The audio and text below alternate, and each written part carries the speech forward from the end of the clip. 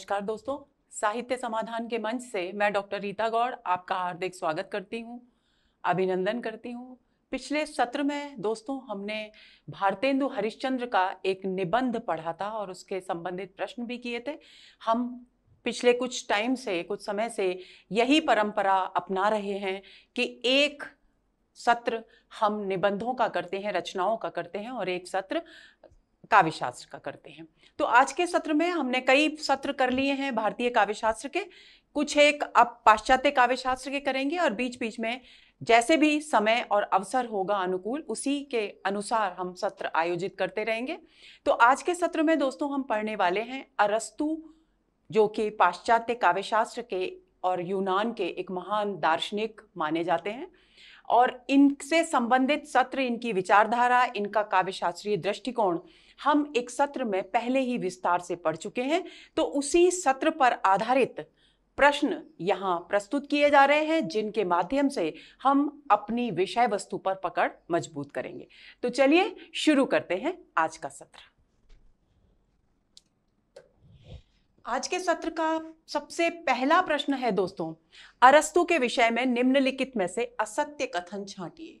देखिए दोस्तों, जब भी मैं इस तरीके के प्रश्न बनाया करती हूं तो उसका एक ही उद्देश्य होता है कि हम जिसके विषय में पढ़ रहे हैं, चाहे वो दार्शनिक है, चाहे वो कोई रचनाकार है, कवि है, निबंधकार है, हमें उसके बारे में जो एक मूलभूत जानकारी, जो एक आधारभूत जानकारी होनी चाहिए, वो कंठस्थ हो जाए। तो उसी उद्देश्य से ये प्रश्न भी बनाया गया है। तो ऑप्शंस हैं, अरस्तु का जन्म 384 ईस्वी में मकदूनिया के स्तगिरा नगर में हुआ। दूसरा है, उनके पिता यूनान के महान दार्शनिक थे। अरस्तु मकदूनिया के शासक सिकंदर के गुरु थे। प्लेटो अरस्तु को अकादमी का मस्तिष्क कहा करते थे। तो दोस्तों, जो पहला विकल्प है, अरस्तु का जन्म 384 ईसा पूर्व में मकदूनिया, जिसे अंग्रेजी में मैसेडोनिया कहते हैं, उसके स्तगिरा नगर में हुआ, ये कथन बिल्कुल सही है। उनके पिता यूनान के महान दार्शनिक थे, ये कथन बिल्कुल गलत है, क्योंकि उनके पिता यूनान के दार्शनिक नहीं थे, वे चिकित्सक थे। तो तीसरा विकल्प है दोस्तों कि अरस्तु मकदूनिया के शासक सिकंदर के गुरु थे, यह भी बिल्कुल सही है। और प्लेटो अरस्तु को अकादमी का मस्तिष्क कहा करते थे, यह कथन भी बिल्कुल सही है, क्योंकि प्लेटो, आपको याद होगा, अरस्तु के गुरु थे और प्लेटो उनकी प्रतिभा से अच्छी तरह से परिचित थे। यही कारण है कि वे उन्हें अकादमी का मस्तिष्क कहकर के पुकारा करते थे। यानी असत्य कथन हुआ कि उनके पिता यूनान के महान दार्शनिक थे। आपको ध्यान रखना है, अरस्तु के पिता यूनान के दार्शनिक नहीं थे बल्कि चिकित्सक थे और वे अरस्तु को भी चिकित्सक बनाना ही चाहते थे, लेकिन उनकी असामयिक मृत्यु के कारण ये उनका सपना पूरा नहीं हो सका। फलतः अपने पिता की मृत्यु के बाद हमने पढ़ा था कि प्लेटो की अकादमी में अरस्तु ने प्रवेश लिया और उनके जीवन की दिशा ही बदल गई। तो इस प्रश्न का दोस्तों सही उत्तर हुआ बी। आगे चलते हैं। निम्नलिखित कथनों के विषय में सही विकल्प चुनिए। कथन, प्लेटो अरस्तु को अकादमी का मस्तिष्क कहते थे। कारण, अरस्तु अत्यंत प्रतिभाशाली थे। अब इनमें से हमें विकल्प सही छांटना है, इन दोनों कथनों के विषय में जो भी सही हो। पहला है, ए और आर दोनों सही हैं, किंतु आर ए की सही व्याख्या नहीं है। बी, ए सही है किंतु आर गलत है। सी, ए गलत है किंतु आर सही है। डी, ए और आर दोनों सही हैं तथा आर ए की सही व्याख्या है। पिछले प्रश्न में भी मैं चर्चा कर चुकी हूं, तो डी विकल्प इस प्रश्न का सही उत्तर है, क्योंकि प्लेटो अरस्तु को अकादमी का मस्तिष्क कहते थे। क्यों कहते थे? क्योंकि वो प्रतिभाशाली थे। तो इस प्रश्न का सही उत्तर हुआ डी। अगला प्रश्न, अरस्तु प्लेटो के शिष्य थे, परंतु दोनों की कला विषयक मान्यताओं और स्थापनाओं में पर्याप्त अंतर है। इस अंतर का प्रमुख कारण है। देखिए दोस्तों, यह प्रश्न विशेष तौर पर इसलिए बनाया गया है ताकि प्लेटो और अरस्तु की विचारधारा का मूलभूत अंतर आपको समझ में आ जाए। तो पहला विकल्प है, अरस्तु ने काव्य को नैतिक मूल्यों का कोश माना, प्लेटो ने नहीं। प्लेटो ने काव्य को दार्शनिक की दृष्टि से देखा, अरस्तु ने राजनीतिक दृष्टिकोण से। प्लेटो ने युगीन पूर्व धारणाओं के संबंध में काव्य को परखकर उस पर उपयोगिता, नैतिकता, सात्विकता आदि की मर्यादाएं आरोपित की, जबकि अरस्तु ने काव्य को वास्तविक और आनंददायक माना। प्लेटो काव्य में वैज्ञानिक दृष्टिकोण और तार्किकता के समर्थक थे, जबकि अरस्तु ने काव्य में सरल भाषा शैली का पर बल दिया। तो दोस्तों इनमें से सी विकल्प बिल्कुल सही है। अरस्तु प्लेटो के शिष्य थे, परंतु दोनों की जो कला विषयक मान्यताएं और स्थापनाएं हैं उनमें बहुत अंतर है, और उसका मूल कारण क्या है? मूल कारण है ये, यानी उनकी कला विषयक मान्यताएं जिस आधार पर, जिस पृष्ठभूमि पर आधारित हैं, वही पृष्ठभूमि परस्पर भिन्न है। तो कैसे? प्लेटो मानते थे कि जो उस समय का समसामयिक परिवेश चल रहा था उसके अनुसार, और जो पहले से साहित्य के विषय में या कला के विषय में जो मान्यताएं चल रही थी उनके आधार पर उन्होंने काव्य को परखा।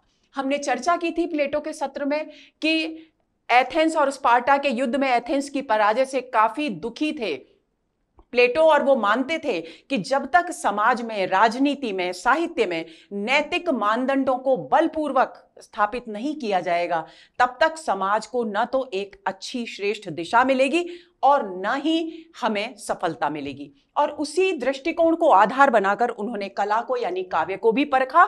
तो इसलिए पहले से जो धारणाएं चली आ रही थी जिसमें कि साहित्य को मनोरंजन का माध्यम माना जाता था, उसको पूरी तरह से खारिज कर दिया था प्लेटो ने, और उन्होंने उसे नैतिक मान्यताओं, मूल्यों की स्थापना का कोश माना था। तो उपयोग, और उन्होंने क्या कहा? उस पर उपयोगिता, नैतिकता और सात्विकता की मर्यादाएं आरोपित कर दी, यानी केवल वही विषय वस्तु काव्य में प्रस्तुत की जा सकती थी जिसमें जो जीवन के सही मार्गदर्शन कर सके, जिसमें नैतिक मूल्यों की स्थापना हो, जिसमें पवित्र भावनाओं की अभिव्यक्ति हो। यानी जो स्वतंत्र अभिव्यक्ति, जो काव्य का, साहित्य का मूलभूत गुण है, उसी को यहां पर रोक दिया गया। इसके विपरीत, इस बात को आपको बिल्कुल अच्छी तरह ध्यान में रखना है, प्लेटो की ये मूलभूत विचारधारा है। लेकिन अरस्तु क्या कहते थे? अरस्तु ने काव्य को वास्तविक और आनंददायक माना। उन्होंने काव्य को वास्तविक जो स्वरूप है उसी के तौर पर उन्होंने उसको देखा, यानी उन्होंने काव्य की सौंदर्य शास्त्रीय दृष्टि से व्याख्या की, उसका विश्लेषण किया और उसे आनंददायक माना। मनोरंजन की दृष्टि से आनंददायक नहीं, बल्कि विरेचन की दृष्टि से आनंददायक। जबकि कवि अपने काव्य में जिस प्रकार की भी भावनाओं की अभिव्यक्ति करता है, उनके माध्यम से जो पाठक है या जो श्रोता है या जो दर्शक है, वो उस सारे विषय वस्तु के साथ अपनी एकात्मकता स्थापित कर कुछ क्षण के लिए अपने जीवन की सारी पीड़ाएं भूल जाता है और अपने सारे दुख, अपनी पीड़ा, सारे कष्ट से मुक्ति प्राप्त कर काव्य के आनंद का अनुभव करता है, और उसका हृदय उस समय बहुत ही व्यापक पृष्ठभूमि में स्थित हो जाता है। तो ये उनका मूलभूत सिद्धांत था। मैंने पहले भी कहा था कि अरस्तु के अनुकरण सिद्धांत, विरेचन सिद्धांत, त्रासदी, इन सबको परस्पर एक दूसरे से जोड़कर समझने की जरूरत है। तो इस प्रश्न का सही उत्तर हुआ दोस्तों सी। आंसर होगा हमारा सी। अगला प्रश्न, अरस्तु का काव्य विषयक सिद्धांत नहीं है काव्य भाषा सिद्धांत, विरेचन सिद्धांत, अनुकरण सिद्धांत या त्रासदी सिद्धांत। हम अच्छी तरह जानते हैं कि अरस्तु ने त्रासदी, अनुकरण और विरेचन, इन तीनों सिद्धांतों का प्रतिपादन किया। पिछले प्रश्न में चर्चा भी की मैंने। लेकिन काव्य भाषा सिद्धांत अरस्तु का नहीं बल्कि वर्ड्सवर्थ का है। इस बात को हमें ध्यान में रखना है, यानी ए इस प्रश्न का सही उत्तर है। अगला प्रश्न, अरस्तु ने हिंदी के अनुकरण शब्द के लिए ग्रीक भाषा, ग्रीक यानी यूनानी भाषा के किस शब्द का प्रयोग किया है? कैथारसिस, ट्रेजेडी, मिमेसिस या एनालिसिस। तो दोस्तों सी विकल्प इस प्रश्न का सही उत्तर है। अनुकरण के लिए उन्होंने मिमेसिस शब्द, जो यूनानी भाषा का है जिसका अर्थ होता है अनुकरण करना, उसका शब्द का प्रयोग किया। इस शब्द को आपको कंठस्थ कर लेना है, प्रश्न पूछा जा सकता है, क्योंकि हम जो सिद्धांत पढ़ रहे हैं किसी पाश्चात्य दार्शनिक का, तो मूल शब्द उसने कौन सा इस्तेमाल किया है ये हमें कंठस्थ होना चाहिए। तो इस प्रश्न का सही उत्तर हुआ सी। अगले प्रश्न पर आते हैं। अरस्तु की काव्य विश्लेषण की दृष्टि मूलतः है राजनीतिक, नीति शास्त्रीय, भाषा वैज्ञानिक या सौंदर्य शास्त्रीय। अभी कुछ देर पहले मैंने चर्चा की, उनकी जो काव्य विश्लेषण की दृष्टि है वो है सौंदर्य शास्त्रीय, यानी सौंदर्य शास्त्रीय दृष्टिकोण से उन्होंने काव्य का विश्लेषण किया। उनके काव्य के विश्लेषण के दो ही आधार थे, एक तो सौंदर्य शास्त्रीय दृष्टिकोण, दूसरा श्रोता को या दर्शक को किस प्रकार वो आनंद में डुबो देता है, भाव विभोर कर अपनी सारी जीवन की पीड़ाओं से मुक्ति प्रदान कर एक उदात्त पृष्ठभूमि पर ले जाता है, वो उन्होंने ज्यादा महत्व दिया। तो सौंदर्य शास्त्रीय दृष्टि उनकी मूल दृष्टि है। तो इस प्रश्न का सही उत्तर हुआ डी। आगे चलें। अरस्तु के अनुकरण सिद्धांत के विषय में असंगत कथन है। अरस्तु के अनुसार हर दृश्यमान वस्तु का एक आदर्श रूप होता है जिसकी अभिव्यक्ति अपूर्ण होती है। अरस्तु के अनुसार काव्य में बाह्य जगत की वस्तुओं का बिंब प्रस्तुत करना ही अनुकरण है। अरस्तु का मत था कि कवि प्रकृति या वस्तुओं का प्रत्यक्ष वर्णन नहीं करता, अपितु वह प्रकृति की सृजन प्रक्रिया का अनुकरण करता है। डी, अरस्तु के अनुसार वस्तु का अपूर्ण रूप कलाकार के हृदय को प्रभावित करता है, उसे पूर्णता से व्यक्त करने के लिए प्रेरित करता है। तो दोस्तों, इस प्रश्न का सही उत्तर है बी, जिसमें कहा गया है अरस्तु के अनुसार काव्य में बाह्य जगत की वस्तुओं का बिंब प्रस्तुत करना ही अनुकरण है। यहां पर हम प्लेटो के धारणा को भी यहां पर समझेंगे। प्लेटो ने कहा था कि जो कुछ भी दृश्यमान जगत में है, प्लेटो आपको ध्यान रखना है किस प्रकार के दार्शनिक हैं, प्रत्ययवादी दार्शनिक हैं। प्रत्ययवादी दार्शनिक होने का एक मतलब क्या होता है? प्रत्ययवादी दार्शनिक होने का मतलब है कि कोई भी वस्तु जो हमें दिखाई देती है उस वस्तु के निर्मित होने से पहले मस्तिष्क में मनुष्य के विचार उत्पन्न होता है। तो जो वस्तु के उत्पन्न होने से पहले उसके विचार की धारणा में विश्वास करते हैं वो प्रत्ययवादी दार्शनिक कहलाते हैं। इसलिए उन्होंने कहा कि जो काव्य है वो बाह्य जगत में जो कुछ भी दिखता है उसकी हूबहू नकल है। यही उनकी दृष्टि में अनुकरण है। किसकी दृष्टि में? प्लेटो की दृष्टि में। लेकिन अरस्तु का कहना क्या था? अरस्तु का इसका देखिए, जब हम कहते हैं कि बाह्य जगत की वस्तुओं का बिंब प्रस्तुत करना अनुकरण है तो यह विचारधारा अरस्तु की नहीं है, यह प्लेटो की विचारधारा है। लेकिन अरस्तु क्या कहते थे? अरस्तु कहते थे कि संसार में जो कुछ भी दिखाई देता है, पहली बात वो परफेक्ट नहीं है, यानी पूरी तरह से सुंदर कुछ भी संसार में नहीं होता। एक कलाकार जब अपनी दृष्टि से उसे देखता है तो उसे कहीं ना कहीं कोई ना कोई कमी जरूर नजर आती है और अपनी कला के जरिए वो उस कमी को दूर कर उस सौंदर्य को पूरा करना चाहता है, उस सुंदर रूप को प्रस्तुत करना चाहता है जो उसकी दृष्टि में एक आदर्श रूप है। तो यानी हर दृश्यमान वस्तु का एक आदर्श रूप होता है। आदर्श रूप का मतलब जिसमें कोई कमी ना हो, ऐसा मानते थे। लेकिन जब हम जगत में उस आदर्श रूप की अभिव्यक्ति देखते हैं तो वो कभी भी पूर्ण अभिव्यक्ति नहीं होती, यानी आपने आदर्श पूरी तरह से हमें साक्षात दिखाई नहीं देता। अभिव्यक्ति में कहीं ना कहीं कोई अपूर्णता, कोई अधूरापन रहता ही है, पहली बात। दूसरी बात, उनका मत था कि कवि प्रकृति या वस्तुओं का प्रत्यक्ष वर्णन नहीं करता, क्योंकि वो हूबहू नकल नहीं मानते अनुकरण को। इसलिए वो क्या करता है? प्रकृति की जो सृजन प्रक्रिया है उसका अनुकरण करता है और अपने दृष्टिकोण से, अपने सृजन के माध्यम से जहां जो भी कमी उसे सौंदर्य में नजर आती है उसे पूरा करने की कोशिश करता है। डी, अरस्तु के अनुसार वस्तु का अपूर्ण रूप ही, क्योंकि आदर्श रूप और अभिव्यक्त रूप दोनों में अंतर है। किसका अंतर है? अपूर्णता का अंतर है। आदर्श रूप पूर्ण है, लेकिन जब वो अभिव्यक्ति के धरातल पर आता है तो उसमें कहीं ना कहीं कोई ना कोई अधूरापन जरूर रहता है। तो अरस्तु का कहना था कि वस्तु का अपूर्ण रूप कलाकार के हृदय को प्रभावित कर उसे पूर्णता से व्यक्त करने के लिए प्रेरित करता है। ये बात बिल्कुल सही है।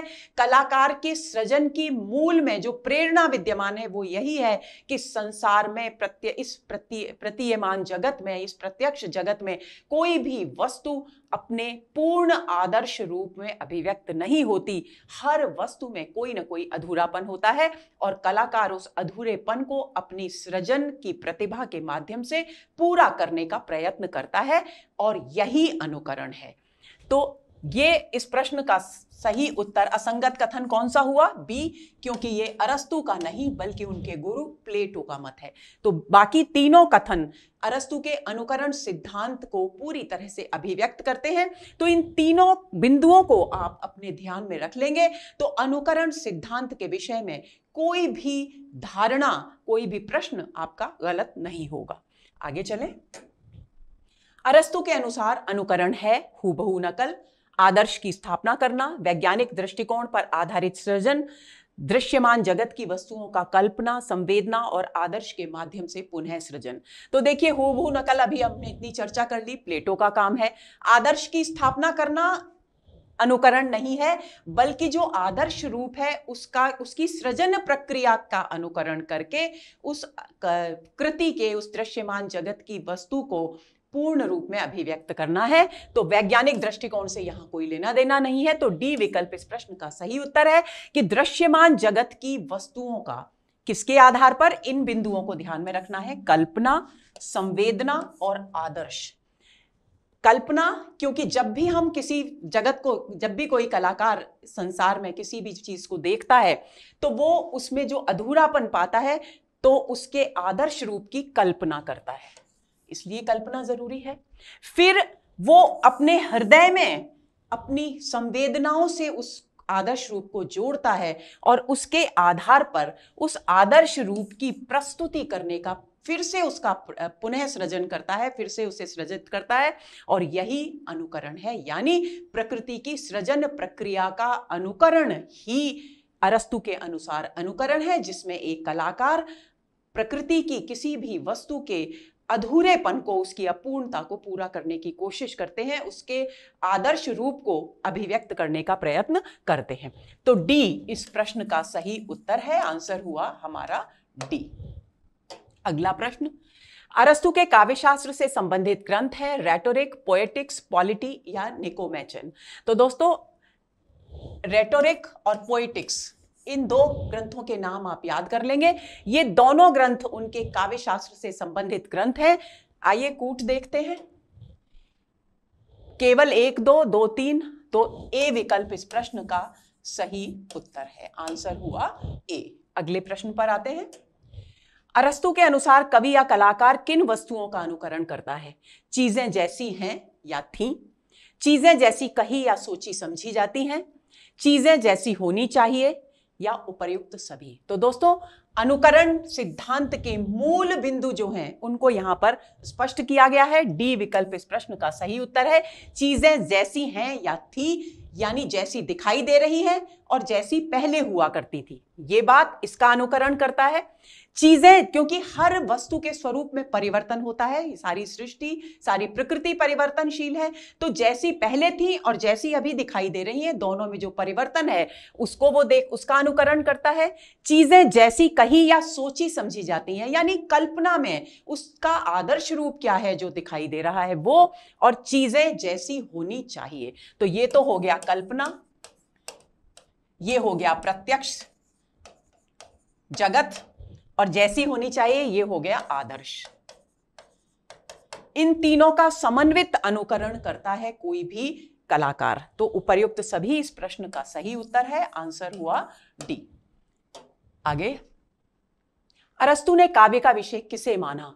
जगत स्थूल एवं मानव के अंतर जगत की प्रकृति, भौतिक जगत, आध्यात्मिक चिंतन या तत्व चिंतन।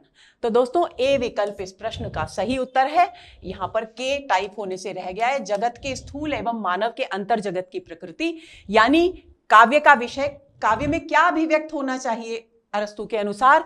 जो कुछ दिखाई दे रहा है उसका आदर्श रूप अभिव्यक्त होना चाहिए, लेकिन केवल जो दिखाई दे रहा है बाहर उसी की अभिव्यक्ति काव्य का विषय होगा तो काव्य प्रभावशाली नहीं होगा, बल्कि उस जो कुछ दिखाई दे रहा है उसकी मानव के अंतर जगत की जो प्रकृति है, उनके बीच में क्या आपस में तालमेल है, उसकी अभिव्यक्ति होनी चाहिए। यानी प्रकृति जो बाहर है वो भी दिखाई दे काव्य में, और जो मनुष्य के हृदय की प्रकृति है वो कैसे दिखाई देगी कि जो भी परिस्थितियां जीवन में उत्पन्न होती हैं, वातावरण में जो कुछ भी घटित होता है, उसके आधार पर मनुष्य के हृदय में क्या प्रतिक्रियाएं व्यक्त होती हैं, किस तरह की उसकी सोच और उसकी चिंतन धारा होती है, उसकी अभिव्यक्ति काव्य में होनी चाहिए। इस वाक्य का सीधा सरल मतलब ये है। तो इस प्रश्न का सही उत्तर हुआ ए।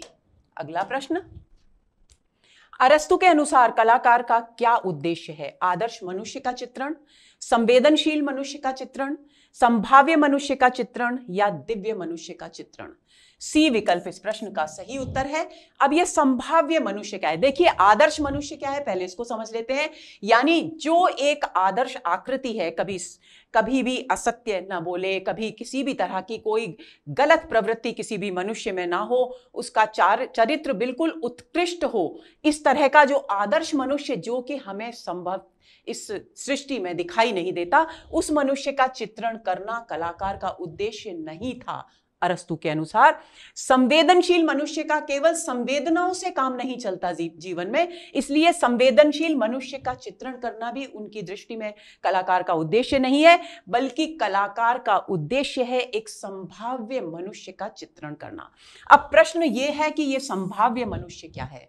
संभाव्य मनुष्य है कि जीवन में क्योंकि प्रतिक्षण परिवर्तन आते हैं, परिस्थितियां अनुकूल और प्रतिकूल होती रहती हैं, विभिन्न प्रकार की परिस्थितियां उत्पन्न होती हैं, तो किसी भी परिस्थिति विशेष में किस भी मनुष्य किस प्रकार प्रतिक्रिया व्यक्त करेगा, क्या संभावना है कि वो कैसे रिएक्ट करेगा, कैसे प्रतिक्रिया व्यक्त करेगा, किस तरह का कदम उठाएगा उस विशेष परिस्थिति में, उस मनुष्य का चित्रण होना चाहिए अरस्तु के अनुसार। इसके माध्यम से लेखक ने यानी अरस्तु ने बच्चों बहुत गहरी बात कह दी। इसका मतलब यह है कि वो एक प्रकार से अप्रत्यक्ष रूप से ये कह रहे हैं कि जीवन के बहुत निकट होना चाहिए साहित्य, काव्य। क्यों? क्योंकि संभाव्य मनुष्य का मतलब ही ये है कि हमें कोई विषम परिस्थिति आए, कोई दुर्घटना घटित हो गई है, तो एक मनुष्य की क्या संभावना है कि वो उस स्थिति में, उस विषम परिस्थिति में किस प्रकार से प्रतिक्रिया व्यक्त करेगा, उसके चित्रण पर बल देते हैं। ना उन्हें आदर्श मनुष्य के चित्रण चाहिए, ना उन्हें संवेदनशील मनुष्य का, और अलौकिक नहीं, अलौकिक मनुष्य का चित्रण भी नहीं चाहिए, क्योंकि दिव्यता, आदर्श, ये सब केवल प्रतिमान हैं, वास्तविक जीवन से कोसों दूर हैं। इसलिए उन्होंने जोर दिया कि काव्य में कलाकार का उद्देश्य होना चाहिए संभाव्य मनुष्य का चित्रण करना। तो आंसर हुआ हमारा सी। अगला प्रश्न, अरस्तु के अनुसार अनुकरण की विशेषता नहीं है। सर्वव्यापकता, आनंदपूर्णता, दुख एवं भय का निराकरण, दुख एवं भय मूलकता। तो डी विकल्प इस प्रश्न का सही उत्तर है, क्योंकि वे मानते हैं कि अनुकरण के द्वारा जब कोई भी कलाकार सृजन प्रक्रिया का अनुकरण कर जो भी कुछ कलाकृति प्रस्तुत करता है, चाहे वो मूर्ति के रूप में है, चित्र के रूप में है या काव्य कृति के रूप में है, उसमें सर्वव्यापकता होती है और वो दर्शक को या श्रोता को आनंद की स्थिति में ले जाती है। यानी उस क्षण विशेष में जब वो उस दृश्य को देखता है, अपनी सारी जीवन की पीड़ाओं को भूलकर वो उसमें खो जाता है, यानी आनंद पूर्णता होती है, और उसके जो निजी दुख और भय हैं उनसे वो उस क्षण विशेष में मुक्त हो जाता है। तो ये 3 अनुकरण की विशेषताएं हैं जो उन्होंने बताई हैं। दुख और भय मूलकता, यानी दुख उत्पन्न नहीं करता अनुकरण और ना ही भय उत्पन्न करता है, बल्कि इससे मुक्ति दिलाता है मनुष्य को। तो इसलिए डी विकल्प इस प्रश्न का सही उत्तर है। ये इस अरस्तु के अनुकरण की विशेषता नहीं है। आगे चलें। विरेचन के लिए अरस्तु के द्वारा प्रयुक्त यूनानी शब्द है कैथारसिस, पोएटिक्स, स्पेक्टिकल या मिमेसिस। तो दोस्तों ए विकल्प इस प्रश्न का सही उत्तर है। विरेचन के लिए यूनानी भाषा में शब्द इस्तेमाल किया गया है कैथारसिस। तो इस प्रश्न का सही उत्तर होगा ए। अगले प्रश्न पर आते हैं। निम्नलिखित में से किस जर्मन विद्वान ने विरेचन का अर्थ शुद्धिकरण माना है? कांट, लेसिंग, बार्नस्टीन या मैक्स मूलर। तो बी विकल्प इस प्रश्न का सही उत्तर है। लेसिंग जो एक जर्मन विद्वान है, उन्होंने कहा है कि विरेचन का जो अर्थ है वो शुद्धिकरण है। तो इस बात को यहां पर आपको ध्यान में रखना है। विरेचन के द्वारा, यहां अरस्तु भी अपने सिद्धांत में यही बताते हैं विरेचन में, कि जो भी विकार हैं, मनोविकार, जो विकृतियां हैं, जो दुख हैं, जो पीड़ाएं हैं, उनसे मुक्त हो जाता है विरेचन के द्वारा कोई भी दर्शक या श्रोता। तो आंसर होगा बी। अगला प्रश्न, अरस्तु ने चिकित्सा शास्त्र के विरेचन शब्द को काव्य शास्त्र में किस अर्थ में ग्रहण किया? विश्लेषण, दृष्टिकोण में परिवर्तन, दूषित मनोविकारों का निष्कासन या तार्किक चिंतन का विकास। तो सी विकल्प इस प्रश्न का सही उत्तर है। दूषित मनोविकार का निष्कासन के अर्थ में विरेचन शब्द का प्रयोग किया उन्होंने। अरस्तु ने दूषित मनोविकारों का निष्कासन किसके द्वारा? जब कोई भी काव्य या नाटक खेला जाता हुआ देखता है कोई भी दर्शक, तो वो उस नाटक में जो कुछ अभिव्यक्त किया जा रहा है उस सुख दुख का भागीदार बनता है अपने आत्मिक स्तर पर, और उसके फलस्वरूप वो अपने सांसारिक यानी भौतिक जीवन के दुख सुखों विकृतियों को भूल जाता है, उनसे मुक्त हो जाता है। तो उसके जो दूषित मनोविकार हैं उनसे मुक्ति के रूप में विरेचन शब्द को यहां पर ग्रहण किया गया है अरस्तु के द्वारा। तो आंसर हुआ हमारा सी। अगला प्रश्न, अरस्तु ने प्लेटो के त्रासदी पर लगाए गए आरोपों का उत्तर देते हुए निम्न में से क्या नहीं कहा। दोस्तों आपको ध्यान रखना है कि प्लेटो अरस्तु के गुरु थे, लेकिन फिर भी प्लेटो और अरस्तु की जो विचारधारा है उसमें बहुत अधिक अंतर है।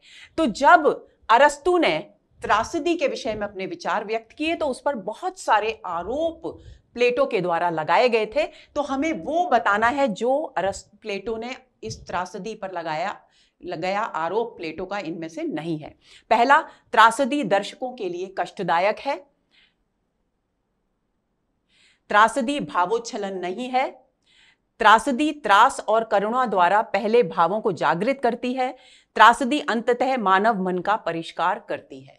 तो दोस्तों प्लेटो ने जो त्रासदी पर आरोप लगाए थे उसके जवाब में जो अरस्तु ने इनमें से नहीं कहा वो है ए, त्रासदी दर्शकों के लिए कष्टदायक है। प्लेटो ने कहा था कि त्रासदी दर्शकों के लिए कष्टदायक है क्योंकि वो उनके भावोच्छलन यानी उनकी भावनाओं को जागृत करती है और उन्हें कष्ट देती है। अरस्तु ने कहा कि त्रासदी केवल भावोच्छलन नहीं है क्योंकि वो पहले त्रास और करुणा के जो भाव हैं उनको जगाती है और उसके बाद मनुष्य के मन को परिष्कृत करती है, यानी मनोविकारों से मुक्त करती है, उनको जो विकृत मनोविकार हैं उनको दूर करती है। तो ए विकल्प इस प्रश्न का सही उत्तर है क्योंकि अरस्तु ने प्लेटो के त्रासदी पर लगाए गए आरोपों का उत्तर देते हुए ए कथन नहीं कहा था। तो आंसर है ए। अगला प्रश्न, अरस्तु ने विरेचन सिद्धांत का उल्लेख किस संदर्भ में किया? त्रासदी और संगीत, जीवन और दर्शन, राजनीति और धर्म, नीति और आदर्श। ए विकल्प इस प्रश्न का सही उत्तर है। उन्होंने विरेचन सिद्धांत का प्रतिपादन त्रासदी और संगीत के संदर्भ में किया है। त्रासदी का मतलब क्या है? दुखांत नाटक जो उस समय यूनान में बहुत लिखे जाते थे, उनके द्वारा भावनाओं का विरेचन होता है, विकृतियां निष्कासित होती हैं, जो भी विकार हैं मन के वो दूर होते हैं, ये कहा। दूसरा, जो धार्मिक आयोजन होते थे उस समय यूनान में, जिसमें जो मनुष्य होते थे, जो लोग होते थे, वो उस धार्मिक उन्माद में नृत्य और संगीत में डूबकर उस क्षण विशेष में अपनी सारी पीड़ाएं और दुख भूल जाते थे। अपनी मानवीय जो मनोवृत्तियां हैं, जो विकृतियां हैं, जिनके कारण वो कष्ट भोगते थे भौतिक जीवन में, उन सबको भूल जाते थे। तो त्रासदी यानी त्रासदी ट्रेजेडी वाला नाटक और धार्मिक संगीत के संदर्भ में उन्होंने विरेचन सिद्धांत का उल्लेख किया है। तो इस प्रश्न का सही उत्तर है ए। तो आंसर हमारा हुआ ए।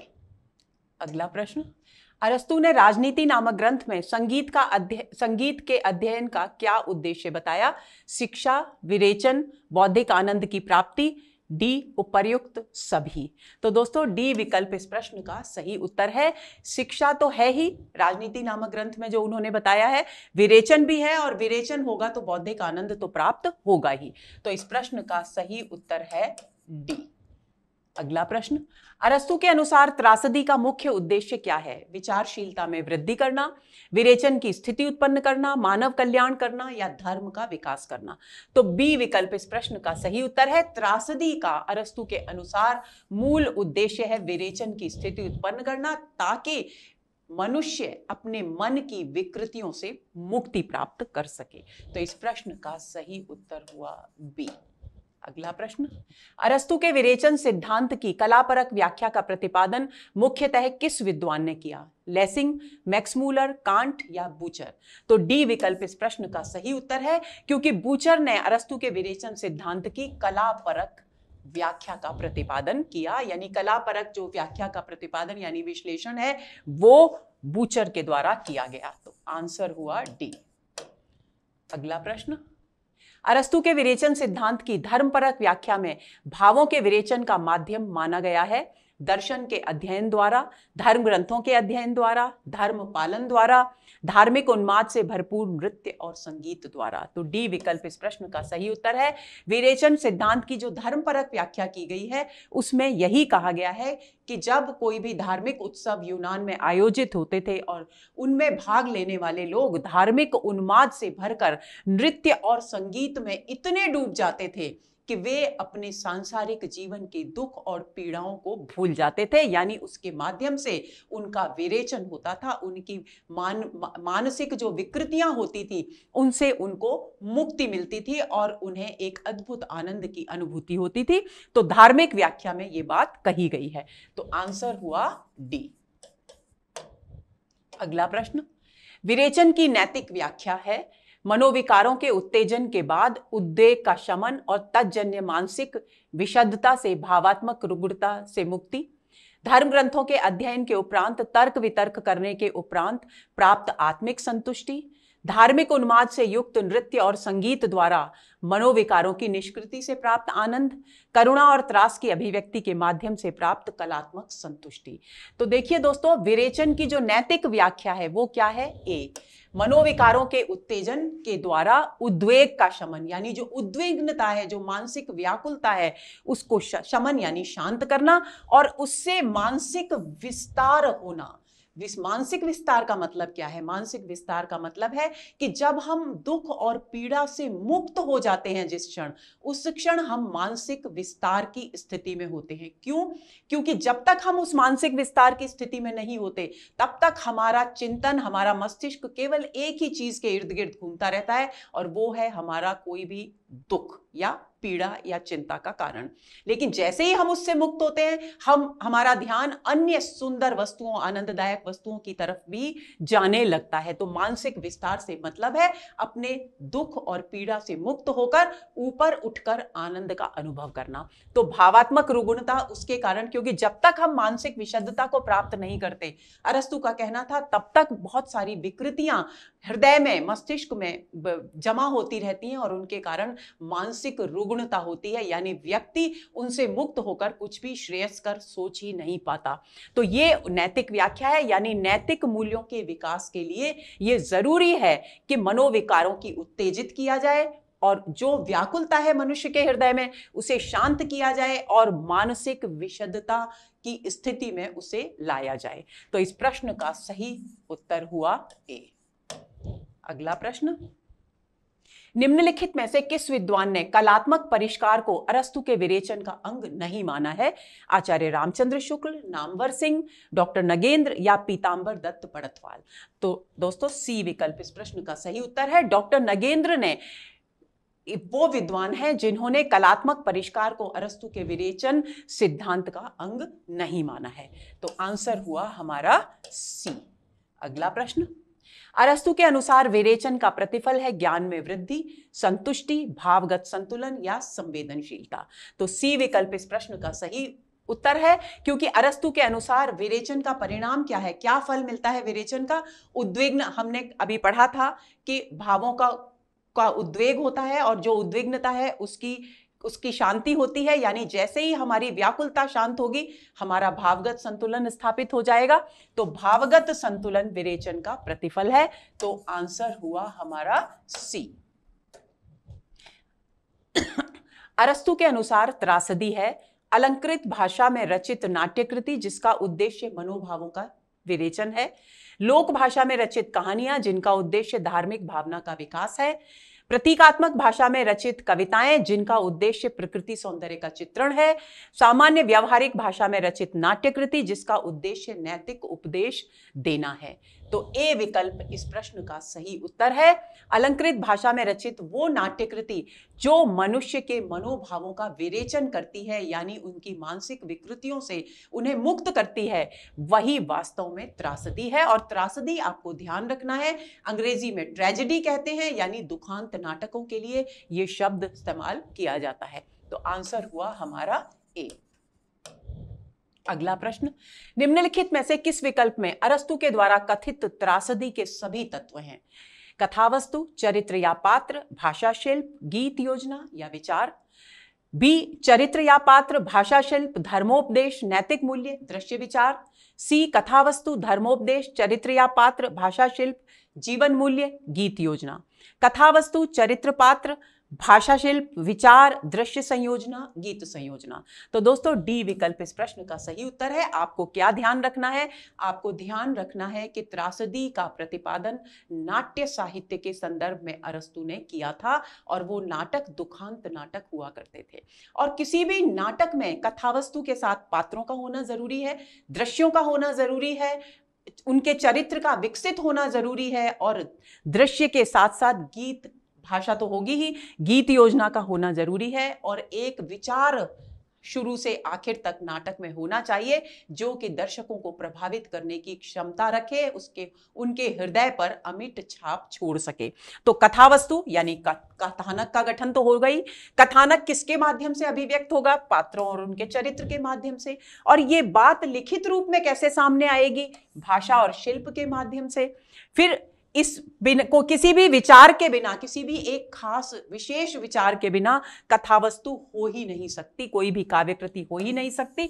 तो विचार होना चाहिए और इसकी अभिव्यक्ति ये जब हम नाट्य के रूप में करते हैं तो दृश्य संयोजना होना भी जरूरी है और किसी भी बिंदु पर आकर किसी भाव विशेष को प्रभावशाली ढंग से अभिव्यक्त करने के लिए गीत योजना का होना भी जरूरी है। और ये विशेषता दोस्तों जयशंकर प्रसाद के नाटकों में हमें खास तौर से देखने को मिलती है। गीत योजना आजकल के नाटकों में नहीं है, लेकिन जयशंकर प्रसाद के नाटकों के माध्यम से आप ये समझ सकते हैं कि गीत योजना का नाटकों में क्या महत्व है।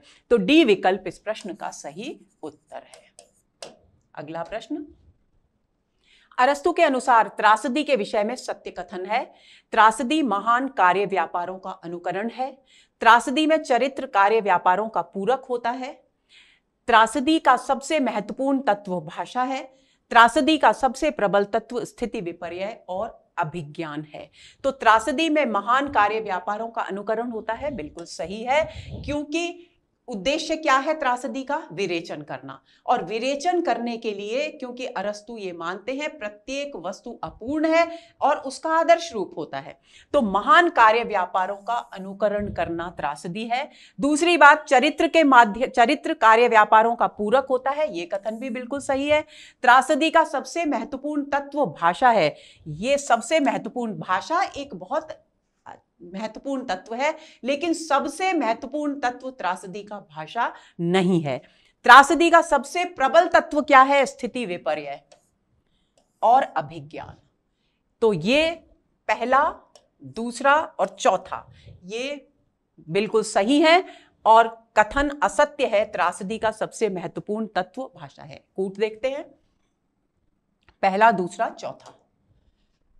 पहला, दूसरा, चौथा, डी विकल्प इस प्रश्न का सही उत्तर है। तो आंसर हुआ हमारा डी। एक बार वापस पीछे चलेंगे और ये जो दो शब्द आए हैं दोस्तों, स्थिति विपर्यय और अभिज्ञान, एक बार फिर से इनको दोहरा समझ लेते हैं अच्छी तरह। स्थिति विपर्यय का मतलब क्या है? अरस्तु मानते थे और हम सब लोग भी जानते हैं कि जीवन में हमेशा स्थितियां एक जैसी नहीं रहती, कभी भी किसी भी समय कोई भी विषम स्थिति हो सकती है। तो नायक जो नाटक में चित्रित किया जा रहा है, जो पात्र है, जो नायक है, वो जब नाटक की घटनाओं के साथ आगे बढ़ता है तो वो आगे आने वाली घटनाओं के विषय में जो कल्पना करता है दोस्तों, उस कल्पना, उसके अनुमान के विपरीत यदि कोई घटना घटित होती है तो वो कहलाता है स्थिति विपर्यय। ऐसा हमारे जीवन में भी होता है कि हम सोचते कुछ हैं कि हम ऐसा करेंगे तो इसका परिणाम इस रूप में सामने आएगा, लेकिन अक्सर ऐसा होता है कि वो परिणाम हमारे मनोनुकूल नहीं होता, हमने जैसा अनुमान लगाया था वैसा नहीं होता, स्थिति विपर्यय होता है। तो स्थिति विपर्यय तो उसे कहते हैं। अब चित्रित क्या करना है त्रासदी में कि इस अनुमान के विपरीत स्थिति उत्पन्न होने पर, विपर्यय यानी विपरीत होने पर, जो नायक है वो किस तरीके की प्रतिक्रिया व्यक्त करेगा, कैसे अपने आप को मजबूती से उस विकट स्थिति से निकालेगा, ये चित्रण करना है त्रासदी में। दूसरी बात, अभिज्ञान। अभिज्ञान शब्द का साधारण जो अर्थ है वो है पहचान, यानी हमेशा नाटक में सत्य और असत दो प्रवृत्तियां होती हैं। तो कई बार ऐसा होता है दोस्तों कि असत जो प्रवृत्ति है उसकी पहचान हम नहीं कर पाते। हम जिस पात्र को अपना हितकारी मानते हैं वो वास्तव में हमारे लिए अहितकारी होता है, हमारा शत्रु होता है। तो जिस बिंदु पर आकर के नायक ये पहचान लेता है कि कौन हितकारी है और कौन नहीं, वो अभिज्ञान का बिंदु है। तो इस प्रश्न का इसको आप इस तरीके से समझेंगे तो इस प्रश्न का सही उत्तर हमने बताया था डी विकल्प है। आगे चलें। अरस्तु ने शिल्प के आधार पर कथानक को किन दो वर्गों में विभक्त किया है? सरल और संयुक्त कथानक, सरल और जटिल कथानक, जटिल और रोचक कथानक, ऐतिहासिक और सांस्कृतिक कथानक। तो दोस्तों बी विकल्प इस प्रश्न का सही उत्तर है। उन्होंने कथानक को दो भागों में विभाजित किया है, एक तो सरल कथानक जिसमें घटनाएं सीधी सीधी चलती हैं, और एक जटिल कथानक जिसमें स्थिति विपर्य की स्थितियां बार बार उत्पन्न होती हैं। तो आंसर होगा हमारा बी। आगे चलें। अरस्तु ने जटिल कथानक के 3 अंग माने, महान त्रुटि, महान ज्ञान, स्थिति विपर्य और अभिज्ञान। अब कूट देखिए, महान त्रुटि है, स्थिति विपर्य अभी हमने चर्चा की, अभिज्ञान यानी महान ज्ञान नहीं है। यानी पहला, तीसरा, चौथा जटिल कथानक के अंग हैं। जटिल कथानक में महान त्रुटि यानी कुछ ना कुछ गलत नायक के साथ भयंकर होगा ही, वो महान त्रुटि है। जैसा वो अनुमान कर रहा है उसके विपरीत घटना घटेगी और बहुत देर में उसे ये पता चलेगा कि वास्तविक स्थिति क्या है, वस्तु स्थिति क्या है। अभिज्ञान उस बिंदु पर आएगा। तो पहला, तीसरा, चौथा जटिल कथानक के 3 अंग माने अरस्तु ने। पहला, तीसरा, चौथा, सी विकल्प इस प्रश्न का सही उत्तर है। तो आंसर हुआ हमारा सी। अगला प्रश्न, किस विकल्प में त्रासदी के संगठन संबंधी अंग सभी अंग हैं? प्रस्तावना, उपाख्यान, वृंदगान, उपसंहार। वृंदगान दोस्तों का, वृंद का मतलब होता है समूह, तो समूह गीत के लिए वृंदगान शब्द इस्तेमाल किया गया है। कथावस्तु, संघर्ष, चरमोत्कर्ष, उपसंहार। कथावस्तु, पात्र, उपाख्यान, वृंदगान। प्रस्तावना, पात्र, चरित्र, वृंदगान और उपसंहार। तो दोस्तों डी विकल्प इस प्रश्न का सही उत्तर है। अरस्तु का कहना था कि त्रासदी का गठन कुछ इस तरीके से होना चाहिए कि जब नाटक शुरू हो तो पहले पृष्ठभूमि जो कथावस्तु प्रस्तुत की जाने वाली है उसकी प्रस्तावना प्रस्तुत हो जाए, फिर पात्र एवं चरित्र आए, समूह गान के द्वारा कथा को आगे बढ़ाया जाए और उसके बाद उसका जो निष्कर्ष है वो भी प्रस्तुत किया जाए। तो डी विकल्प इस प्रश्न का सही उत्तर है। आगे चलते हैं। अरस्तु ने किस प्रकार के कथानक को सफल त्रासदी के अनुकूल माना? सरल कथानक, ऐतिहासिक कथानक, जटिल कथानक, नैतिक मूल्यों की स्थापना करने वाला कथानक। तो दोस्तों सी विकल्प इस प्रश्न का सही उत्तर है। हमने पढ़ा था कि त्रासदी के कथानक के 2 भेद माने उन्होंने, सरल कथानक और जटिल कथानक में उन्होंने 3 तत्व महत्वपूर्ण माने, जिनमें स्थिति विपर्य और अभिज्ञान, ये 2 तत्व और थे। और तो जटिल कथानक के द्वारा ही उनका कहना है कि हम त्रासदी को सही तरीके से प्रस्तुत कर सकते हैं और त्रासदी को विरेचन का सही मायने में माध्यम मान सकते हैं। तो आंसर होगा हमारा सी। अगला प्रश्न, अरस्तु के अनुसार त्रासदी के कथानक के प्रमुख गुण हैं पूर्णता, संभाव्यता, एकान्विति। पूर्णता, संभाव्यता, एकान्विति, कौतूहलवर्धक, आकस्मिकता। पूर्णता, एकान्विति, संभाव्यता, कौतूहलवर्धक, आकस्मिकता, सहज विकास। पूर्णता, एकान्विति, संभाव्यता, कौतूहलवर्धक, आकस्मिकता, सहज विकास और सर्वग्राह्यता। तो डी विकल्प इस प्रश्न का सही उत्तर है। पूर्णता, देखिए किसके त्रासदी के कथानक के गुण उन्होंने कौन कौन से, एक श्रेष्ठ त्रासदी के कथानक में कौन कौन सी विशेषताएं होनी चाहिए ये यहां स्पष्ट किया गया है। पहली बात, कथानक अपने आप में पूर्ण होना चाहिए, उसमें अधूरा नहीं होना चाहिए। एकान्विति यानी उसमें संगठन होना चाहिए, बिखराव नहीं होना चाहिए। दूसरी बात, संभाव्यता यानी किस तरह की परिस्थिति में कौन सी घटना घटित होने की संभावना है वो यहां पर होना चाहिए। और दर्शकों का, श्रोताओं का या पाठकों का कौतूहल निरंतर आकस्मिक घटनाओं के घटित करके उनके कौतूहल को, उनकी जिज्ञासा को बढ़ाए रखना चाहिए। यानी पाठकों के मन में, दर्शकों के मन में हर क्षण ये भाव उत्पन्न होना चाहिए कि अब आगे क्या घटित हो रहा है, ताकि वे उसके साथ मानसिक और आत्मिक स्तर पर जुड़ सकें। तो कौतूहल वर्धक आकस्मिकता ये हुई, सहज रूप से विकसित होना चाहिए, और सर्वग्राह्यता कि उसके द्वारा जो उपसंहार, जो निष्कर्ष प्रस्तुत किया जाए, जो संदेश निकलकर सामने आए, वो सभी के द्वारा ग्रहण किए जाने योग्य हो। तो ये 6 तत्व, 1 2 3 4 5 और 6, ये 6 तत्व उन्होंने त्रासदी के कथानक के प्रमुख गुण के रूप में स्वीकार किए। तो इस प्रश्न का सही उत्तर हुआ डी। अगला प्रश्न, अरस्तु ने एक सफल त्रासदी के लिए चरित्र चित्रण के आधारभूत सिद्धांतों में किसे शामिल नहीं किया? उत्तम और सत पात्र व औचित्य, जीवन के अनुकूल पात्र, संगति और बुद्धिजीवी पात्र। तो डी विकल्प इस प्रश्न का सही उत्तर है दोस्तों। उन्होंने एक सफल त्रासदी के लिए उत्तम और सत पात्र होने जरूरी हैं, क्योंकि सत और असत का संघर्ष दिखाना है। तो जब सत और उत्तम पात्र नहीं होंगे तो कैसे चित्रण होगा? दूसरी बात, उन पात्रों की जो सात्विकता है वो औचित्यपूर्ण होनी चाहिए, ऐसी ना लगे कि अविश्वसनीय हो जाए। ये बात मानी, जीवन में जो कुछ हमारे जिस तरह के पात्र दिखाई देते हैं उसी के अनुकूल पात्र होने चाहिए, और पात्रों में आपसी तालमेल होना चाहिए, संगति होनी चाहिए, कथा वस्तु के विषय वस्तु के साथ उनका तालमेल होना चाहिए। तो ये 3 शामिल किए उन्होंने सिद्धांत। बुद्धिजीवी पात्रों का होना उन्होंने कोई अनिवार्य नहीं माना। तो आंसर होगा हमारा डी। अगला प्रश्न, अरस्तु के अनुसार त्रासदी के आदर्श नायक के गुण हैं, नायक हमारे जैसा होना चाहिए, नायक वैभवशाली, यशस्वी और कुलीन होना चाहिए, नायक के चरित्र असत प्रवृत्तियों का, नायक के चरित्र में रह गया है दोस्तों, के चरित्र में असत प्रवृत्तियों का अभाव होना चाहिए, नायक के चरित्र में सत और असत प्रवृत्तियों का मिश्रण होना चाहिए, नायक को अपने दोष से अधिक अनुपात में दंड मिलना चाहिए। तो दोस्तों, आदर्श नायक के गुण कौन से माने हैं? नायक हमारे जैसा होना चाहिए। हमारे जैसा होने से मतलब क्या है कि परिवेश में जिस तरह के श्रेष्ठ व्यक्ति हुआ करते हैं वैसा नायक की दर्शकों को ये लगे कि ये हम सब में से एक है, तभी विश्वसनीयता का गुण नाटक में उत्पन्न होगा और उस पर विश्वास कर पाएंगे दर्शक। दूसरा बिंदु, नायक वैभवशाली, यशस्वी और कुलीन होना चाहिए। बिल्कुल सही है, संस्कृत के नाटकों में भी ये माना गया है। नायक के चरित्र में असत प्रवृत्तियों का अभाव होना चाहिए, ये गलत है। असत प्रवृत्तियों का बिल्कुल अभाव तो कैसा हो जाएगा? नायक हमारे जैसा रहेगा ही नहीं, क्योंकि सत और असत का मिश्रण ही नायक को वो गुण प्रदान करेगा जो हमें लगे कि हाँ, ये हम सबके बीच में से ही एक है।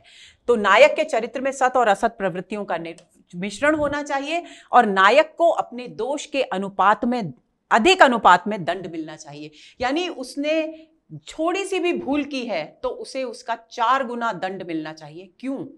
अरस्तु मानते थे कि नायक, क्योंकि नायक में अपने आप को देख रहा है दर्शक, तो जब छोटी सी भूल पर उसे अनुपात से अधिक दंड मिलेगा तो वो दर्शकों को अपनी ओर आकर्षित कर सकेगा और दर्शक उसकी पीड़ा के भागीदार बन सकेंगे। और त्रासदी, जब तक दर्शकों की आंखों में आंसू नहीं आएंगे नायक की पीड़ा को देखकर, तब तक त्रासदी सफल त्रासदी होगी ही नहीं, और तब तक विरेचन भी नहीं होगा। इसलिए उन्होंने कहा कि नायक को अपने दोष से अधिक अनुपात में दंड मिलना चाहिए। तो यह भी सही है।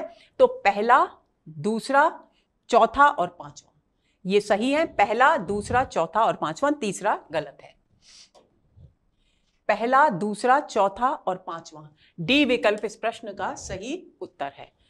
आंसर हुआ इस प्रश्न का डी। तो दोस्तों, ये हुआ हमारा आज का सत्र। उम्मीद करती हूं कि अरस्तु के सभी सिद्धांत आपको अच्छी तरह समझ में आ गए होंगे। समझ में तो पहले ही आ गए होंगे और उन पर पकड़ मजबूत हो गई होगी। अगले सत्र के इंतजार में रहिए। नमस्कार।